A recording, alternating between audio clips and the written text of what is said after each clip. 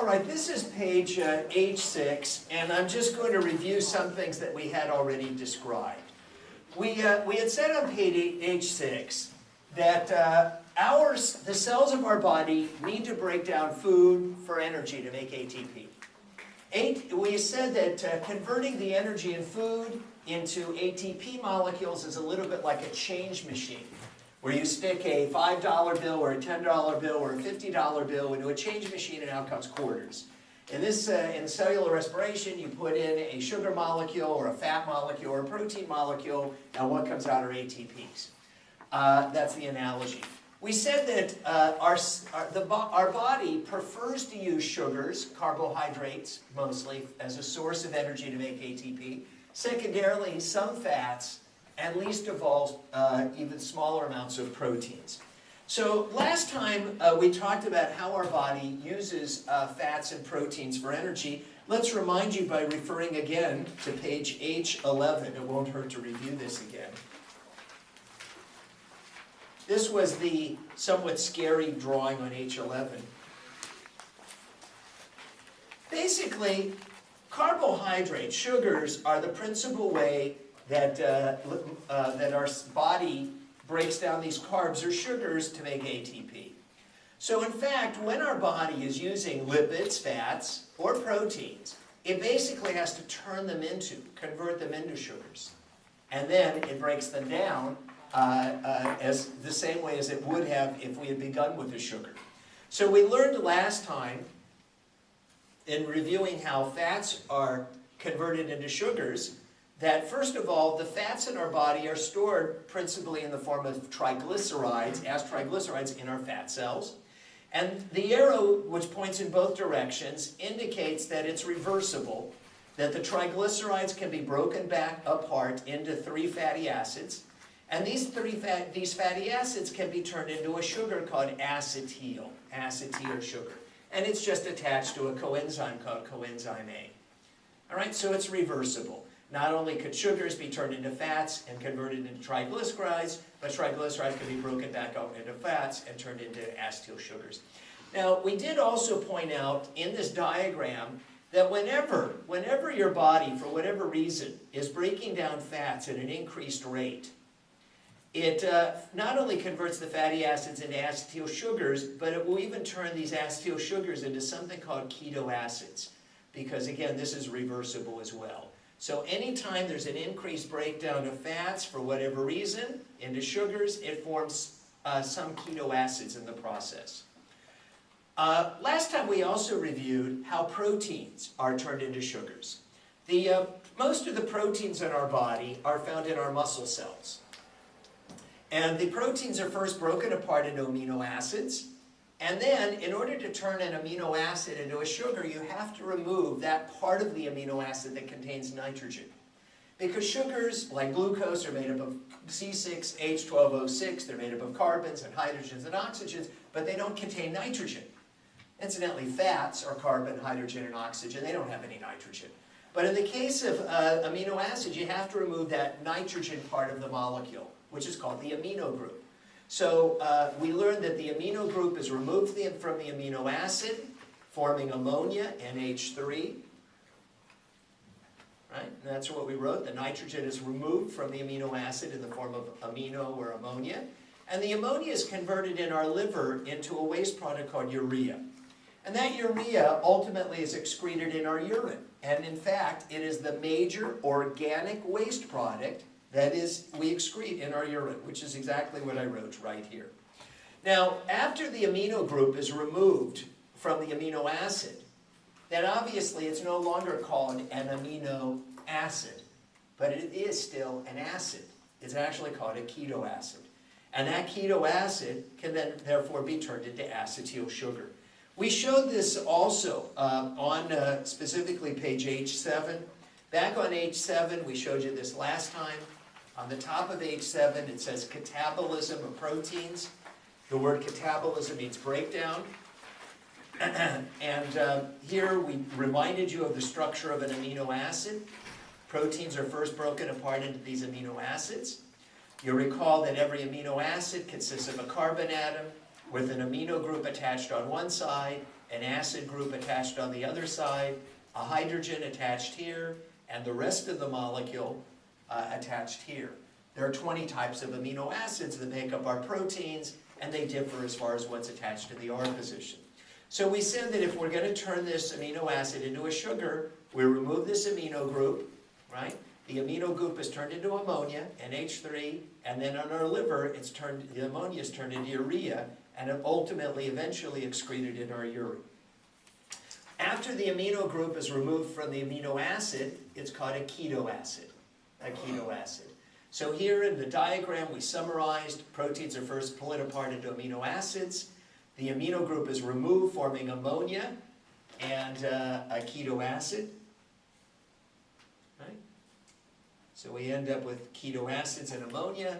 The ammonia is converted in our liver into urea and then excreted in our urine, and the ketoacid is then turned into sugars, acetyl sugars,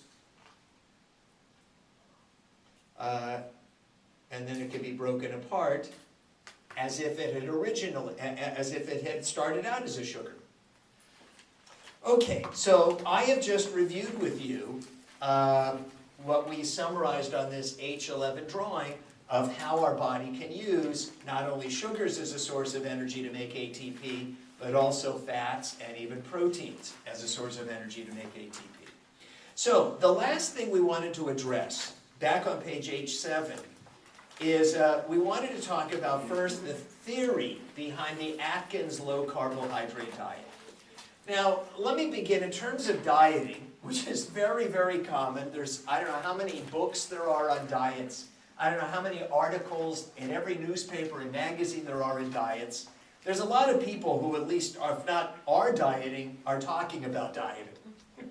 And so the first thing I want to say about most diets is that most diets don't work because people don't stick to the diet. That's really why most diets don't work. But having said that, there is some evidence, there is some scientific evidence that these low carbohydrate and even especially no carbohydrate diets may be especially more effective in getting rid of the fat, which is really what people want to get rid of on their body. That's really what people want to get rid of. Now, so let me explain the theory, therefore, between these low-carb, no-carb diets. Let me first begin by saying I can never do these low-carb, no-carb diets. Why not? Because I love carbohydrates. In order to be on a no-carb, low-carb diet, you can't eat bread, which is carbs. You can't eat pasta, which is carbs. You can't eat candy. You can't eat cookies. You can't eat cake. I mean, basically, you're eliminating all my favorite foods. You're not even supposed to eat a lot of fruit, which has sugars in it. All right? However, the theory behind these diets is while you can't eat carbs, or you've got to dramatically reduce your carb intake, you can essentially eat all the proteins, or just things that are low in essentially all foods like vegetables. You can eat all the vegetables you want. Most of us are groaning. Who cares about eating more broccoli? But you can also eat all the protein or foods high in protein to the point where you can stuff yourself where you can't even stand to eat anymore. So for example, you can have all the fish you wanted, which is high source of protein and very low in carbs.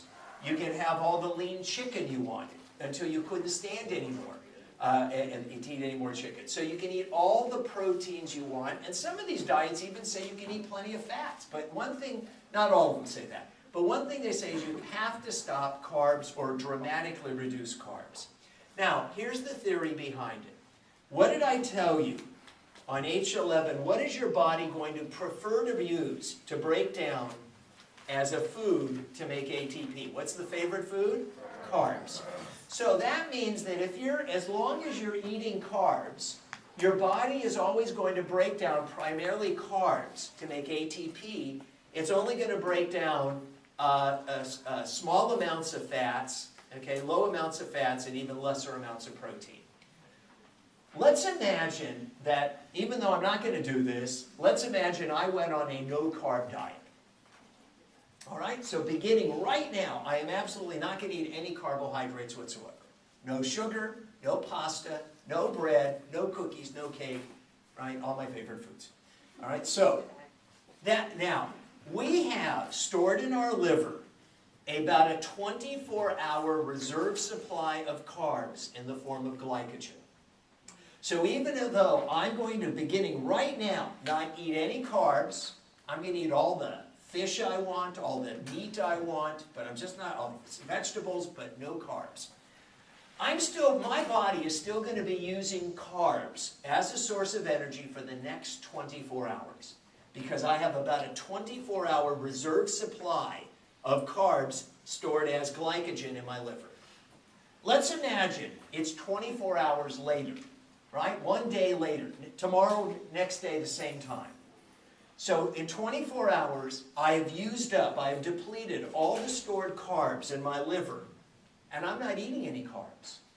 So if I'm not eating any carbs, so I can't use carbs for energy, and I've depleted my liver of carbs, there's no carbs left in my liver, then what's the second favorite thing that your body uses as a source of energy to make ATP? Fats. So what you've done is you've forced your body to increase the breakdown and use of fats as a source of energy. Does everybody follow that? So what did I write back on H7? If there are no carbs in your body, because you're not eating any carbs, and you haven't eaten any, and so after 24 hours you've used up all the carbs stored in your liver, then what will the cells of your body have to start breaking down at a faster rate to make ATP to keep you alive? Fats. That's in essence the theory behind the low-carb, no-carb diet. You want to force the body to increase the breakdown of fats. As long as you eat carbs, you're really not breaking down significant amounts of the fat in your fat cells. And when people want to lose weight, when they want to diet, what they really want to get rid of is the love handles. They want to get rid of the fat in their body. That's really what they're talking about. Does everybody follow the theory behind it? All right? Yep. So does it bring down your triglycerides? Yeah, that's what you start to break down. Now, obviously, as we said, that whenever you do break down fats at a faster rate, you're turning them into sugars, but you're also going to form some ketoacids in the process. But don't worry about it. It's not a problem. Yes, sir? How does it affect the body on, like, if you're doing like a marathon and you don't Well, you on a marathon, you're talking about you actually do the opposite. We're talking about people dieting. If you're running a marathon, you actually do something called carbohydrate loading. You increase the amount of carbs. Right, Now, about the 20th mile of a 26-mile marathon, running at the energy level that they are using, they use up all the stored carbs at about the 20th mile. And that's when they switch to fat metabolism as their source of energy to make ATP. That's referred to as hitting the wall. So if you've ever heard that expression, hitting the wall, that's when they have depleted their body of carbs in spite of loading up with extra carbs for several days before the race, but they've used up and depleted all their carbs stored in their liver just in a matter of 2 hours because of the intense energy level breaking them down, and they start to switch to fat metabolism. Does it bring down cholesterol? What? Yes. Well, again, it depends on how much fat you're eating. Right. That's and the foods that contain cholesterol. Yes. Professor Fink, is there like a repercussion? Does it go through like glycolysis? No, it comes in right here, and one of the challenges, one of the things that makes using fats and proteins more difficult is this is the dashed line that separates anaerobic from aerobic. So we can only use fats and proteins as a source of energy with oxygen. Only carbs can give us some ATP, not a lot, but some ATP anaerobically by glycolysis. Okay. But when you use fats and proteins, they come in and go through the Krebs cycle. They bypass this whole glycolysis thing. So that's what makes using fats and proteins harder. You have to have lots of oxygen. So are there any repercussions? Well, there's no repercussions because, again, the reason why I'm talking about dieting, most people who are dieting are trying to go and lose weight so that they achieve more of their ideal body weight. That's desirable. Well, as far as like your liver, your pancreas, any of your organs? Your body wants to be not overweight. That will make you healthy. The leading causes of death and disease in this country have to do with being obese and atherosclerotic plaque, clogging up our arteries because of fat and cholesterol. So that's why so many people say, whether they do, they talk about dieting. Okay, you go to most doctors, and if somebody's overweight, what's the doctor going to tell you to do? Go on a diet, lose weight. Okay, that will make you healthy. Any other repercussions, whatever they are less of an issue than trying to get down to your ideal weight. Okay, which is hard to do, because I'm not going to go on this no-carb diet. All right, now, back on page H7, we've talked about the theory behind a low-carb, no-carb diet. Now I want to talk about something called ketoacidosis in unmanaged diabetes. Now, diabetes is a complex disease, and the number of people who are developing diabetes is increasing in our society. There are different types of diabetes, and I'm really not going to get into this whole big discussion on diabetes because it's quite complex. If you're really interested in it, take me for physiology, and I go into it. But let me put it this way. We have talked about insulin and glucagon back in the same section H, and we did tell you way back on D5, in section D5, we had learned what diabetes is. Essentially, while there are different types of diabetes, what they all have in common is a deficiency, not enough insulin. Let's remind ourselves, what's insulin do? Insulin is a protein hormone produced by the pancreas that causes the cells of our body to transport sugar into the cells. And if you're wondering, well, like, when did you ever tell us that? We told you that originally on D5, and we told you more recently on page H2.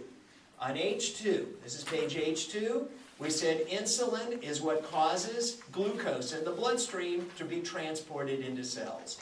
And insulin is needed not only to make sugars go into liver cells, but to go into all cells. So, just consider then what would happen if somebody doesn't have insulin. If they don't have insulin, then without insulin, the glucose sugars will not be transported into your liver cells and won't be in fact transported into any of your cells. So, let's go back to H7.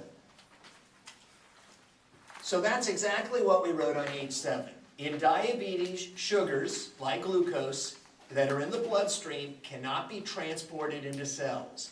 Can't be stored as glycogen, can't even be used for energy.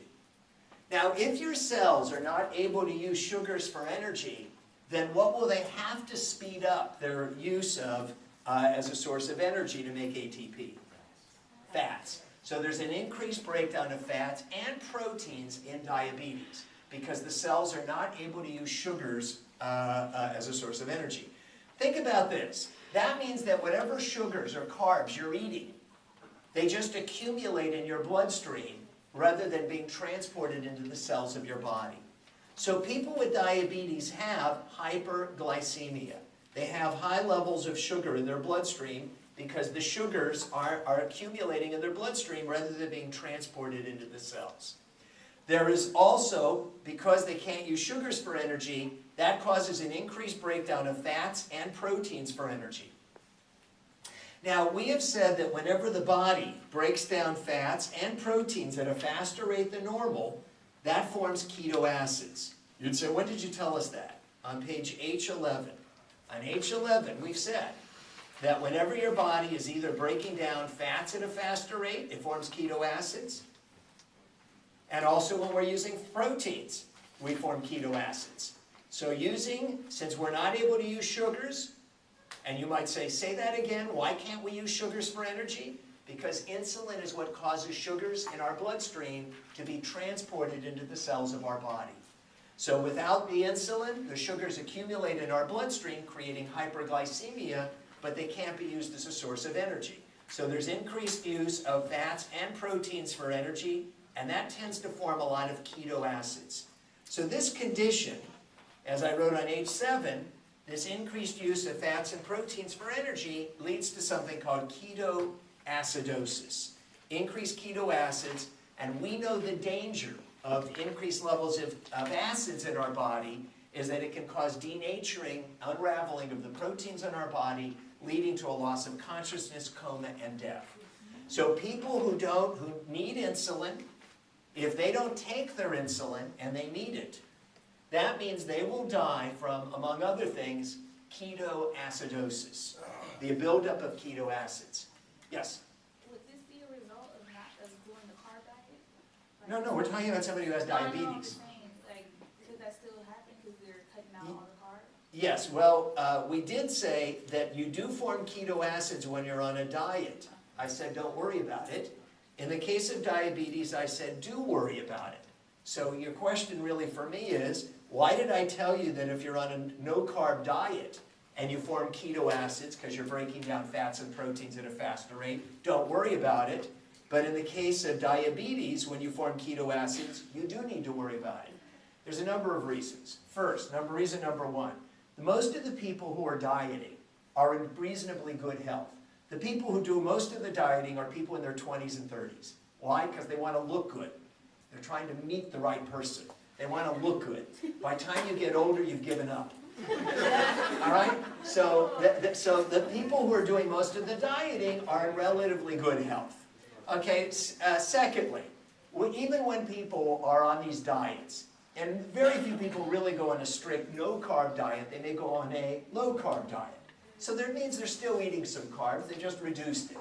All right, so, and even if they went to no carbs, almost nobody on these diets is that strict.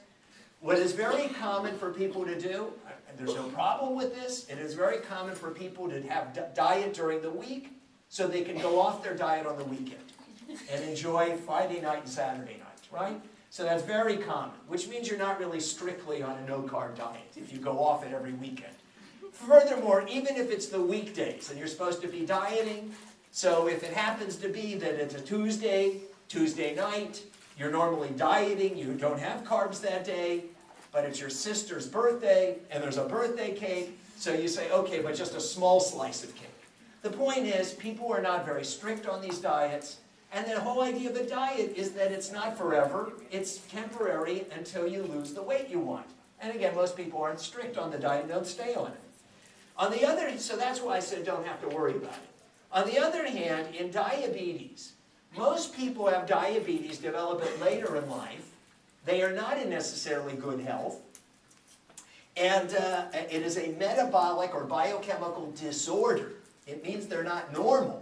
This is a disease, having diabetes, where they can't make enough insulin. And this is a problem of not being able to use sugars as a source of energy, but having to rely on increased use of fats and proteins they have to live with for the rest of their life, every single day.